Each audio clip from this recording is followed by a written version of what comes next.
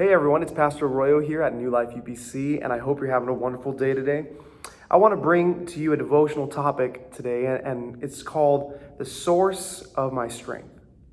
Now, a few weeks ago, we talked about David and what that looked like. It said, where does my help come from? It comes from the Lord, the maker of heaven and earth. And it was a battle chant they would use when they would go out to war. And they said David would sing it, and the men would respond, where does my help come from? And they would respond, my help comes from the Lord, the maker of heaven and the earth. But today we're going to talk about a man named Samson. A man who was just defined by his strength. Well, in Judges chapter 13, it tells the story of how an angel of the Lord came to a man who had a wife who was childless, unable to give birth. And it says that the angel of the Lord said in Judges 13, 2 through 5, is verse 3, it says, the angel of the Lord appeared to her and said, you are barren and childless, but you are going to become pregnant and give birth to a son. Now, when the angel of the Lord appears to someone and gives conditional statements about someone's child, about their birth, it's very rare. You see the story of Jesus, the story of John, you see the story of Samson. There's very few times where the angel of the Lord comes down to talk to them. Now, Abraham would be another one that would be also in there.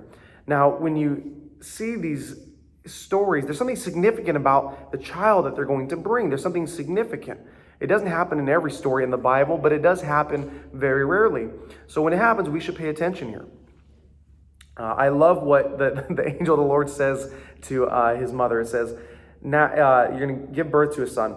Now see to it that you drink no wine or other fermented drink, and that you do not eat anything unclean.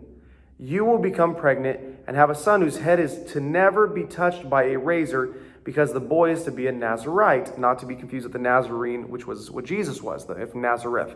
This is a Nazirite. This is a type of vow, a covenant with God. It says the boy is to be a Nazirite, dedicated to God from the womb. He will take the lead in delivering Israel from the hands of the Philistines. Now, she received a promise from God. She received a promise from God, but it was contingent on the fact that he was to follow this all the days of his life. So I can imagine as a parent telling your child to, hey, you need to do this, you need to do this, make sure you brush your teeth, make sure you do this, make sure you don't do that, don't touch the stove, don't touch the iron. There's all kinds of things that you tell your kids to make sure that they don't do something that can hurt them or that can potentially harm them. Now, it's the same thing with church, right? We tell them, hey, you don't need to go out and go to the clubs or go party or go do this and that. But instead, come to the house of God, and you want to raise them right because we have a vow, a covenant with God.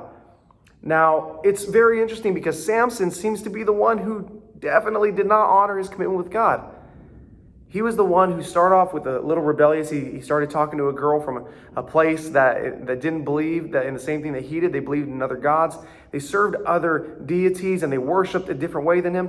You know what? That's something that we should really take into consideration. Our generation isn't too much different than that. No matter what generation you've probably been in, isn't too much different than that. I don't care if you're one of the elders or one of the pioneers of the church. They were rebellious people who went against their parents' wishes to marry someone or to be with someone that their parents didn't approve of, that didn't believe in the same God that we believe in, that believe in all these things. There's all kinds of wild stories that I've heard over the years, from the young to the old. And the truth is, if you want to be rebellious, you're going to be rebellious. But it also means that if you want to serve God and honor your vow to Him, it's something very serious, and it's absolutely possible. Now, we see here it tells that he grew up and he got big and he got strong and he got this unnatural strength. He was just super, super strong. But it says something very important here in Judges 14, that he was on his way to marry a girl that his parents didn't really approve of. Now, it's interesting because it says here in Judges 14, 8 through 9, sometime later he went back to marry her. He was, mind you, that's already the first step of rebelliousness. Then it says, he turned aside to look at the lion's carcass, and in it he saw a swarm of bees and some honey. He scooped out the honey with his hands and ate as he went along. So he just reached down inside the dead lion, grabbed some bees. He couldn't pay me to do that. Grabbed the bees and grabbed the honey and just started eating it. This is against his Nazirite vow. Step number one, like major flaw, he was going to marry someone outside of what they believed. That wasn't even just Nazirite law. That was just Jewish law. That was just the Israelite law. You don't do that. Second was he was going to touch this dead animal, and then he was going to eat out of it, which is just like so many kosher laws that they would have broken there, especially with their covenant with God. Now, this isn't the only way he broke his commandment. It says that he got near that you're not supposed to get near anything dead in kosher law. He got near the body. Not only did that, he touched the body. In addition to that, later on, he says that he killed 30 men, then took the clothes off their dead bodies, again, touching a dead body. It's in Judges 14, 10 and 17. It's likely that he drank wine, that he was drunk. The fifth time was near the bodies of an unknown number of dead men. 6, near the dead bodies of 1,000 dead men. 7, he touched the jawbone of a donkey, something dead, to kill other men. So the people think the story of the jawbone of the donkey, that it was, miraculous by God, which it was. But he was not supposed to touch anything dead. The donkey was dead if he grabbed the jawbone. It wasn't a living donkey. Then 8, he cut his hair. Now, how does that apply to us in our lives? Well, sometimes what happens is, when you start flirting with the enemy, the next step is always going to be a violation of your purity. I'm going to say that one more time. When you start flirting with the enemy and you start breaking your vows, and it doesn't seem like big ways, but small things, and you don't see the immediate repercussions of them, the next step is always a violation of your purity. Now, it's the law of progression. If he hadn't been to go on his way to go marry the girl, then he wouldn't have even gone past that line with the dead carcass and honey inside of it, which means he wouldn't have eaten it, and he wouldn't have gone to marry. And all these things kind of like cascade off of each other because of the rebelliousness in his heart, because of the anger in his heart, because of all these things. Now, Samson would go on to break his covenant with God in every possible way, like we just talked about. Now, in Judges 16, here's Samson's demise. And it says that Samson and Delilah have a ton of conversations where she tries to set him up. This is his woman, and she's trying to set him up. Oh, man. Something's clearly wrong here. And what happens is, the way she phrases this in each part of the Bible, it says that he goes on to be, lying his head in her lap, and he's talking to her, and she says, "What is the source of your strength, Samson?" And she says, I'm dying to know what is the secret of your strength. And he tells her, "Oh, it's this and this." But he says something very important here. And this is where I want to end off with. He says something very, very, very important. Each time he tells her, he says, "And I would become as weak as any other man." No matter how they tied him up, no matter what they did to him, he says something very important. The words he said were important. He said, "I would become as weak as any other man." But the last time, where he attributes his strength to his hair, he says something different. He says, "So he told her everything. No razor has ever been used on my head," he said, because I have been a Nazirite dedicated to God from my mother's womb. Never has he brought this up before. If my head were shaved, my strength would leave me, and I would become as weak as any other man."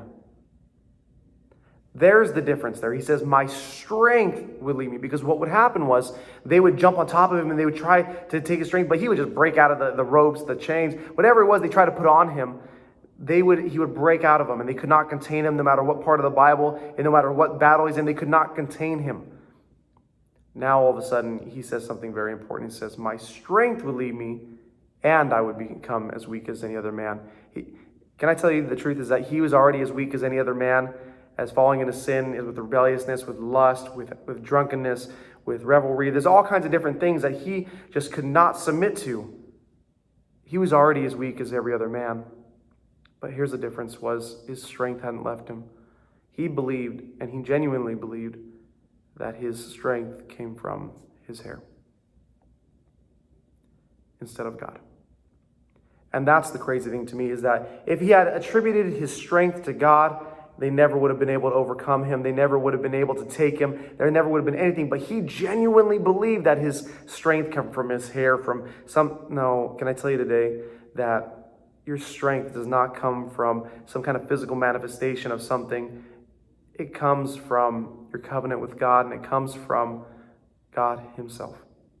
So as we go through this time of trials and confrontations with family members inside our own houses, If you have a family of 10 and you're all inside the same house, you're bound to end up with some kind of confrontation, and someone's going to be rebellious, do something they shouldn't have done. You know what?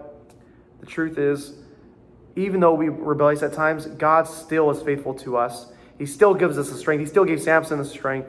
But you know, at the end of the day, the only time God withdrew the strength from his servant was when he said that his strength didn't come from God. He said that it came from his hair. When we start attributing our strength to our finances, to our job, to something vain, our appearances, you know what? We missed the point.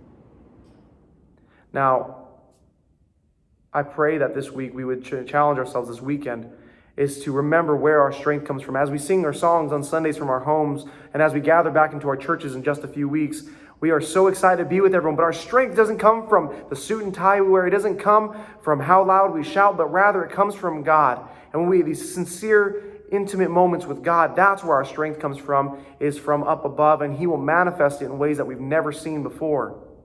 So I pray that you have a wonderful, wonderful day. I pray that you have strength with you and your family as we get through the end of these tough times. If you need anything, please don't hesitate to call the church. We love you guys. Please share and like this video, and God bless you all. Bye.